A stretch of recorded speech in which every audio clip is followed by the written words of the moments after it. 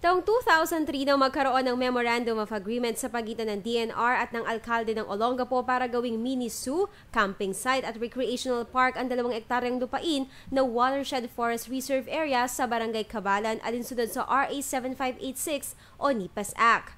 Pero lumipas sa mga taon ay walang naitayong mini zoo sa lugar. Bagkus ginawa na itong batching plant o haluan ng konkreto ng GCLT Construction na pagmamay-ari ni Glenn Carlutan. Maliban sa batching plant, ginawa na rin itong tambakan ng mga sanga ng puno na pinutol ng Olongapo Electric Distribution Company. Ayon kay Barangay Kagawad Jong Alba, mapanganib at maaaring pagmulan ito ng sunog. Maliban dito ay pinamamahayan na rin ng mga lamok na posibleng magdala ng sakit sa katabing Old Cabalan Integrated School.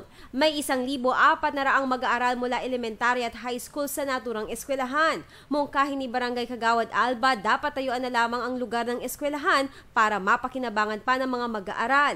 Ayon naman kay Conchita Napoles, dapat alisin ang mga basura sa pangambang pagmumulan pa ito ng sakit na dengue at gawing bahay ng ahas. Nauna nang sagawa ng inspeksyon ng DNR sa lugar at ipinangakong ipapasara ang mini zoo at operasyon ng batching plant. Kasama si Johnny Reblando, ko si Aislinn David, alerto alisto sa pagbabalita.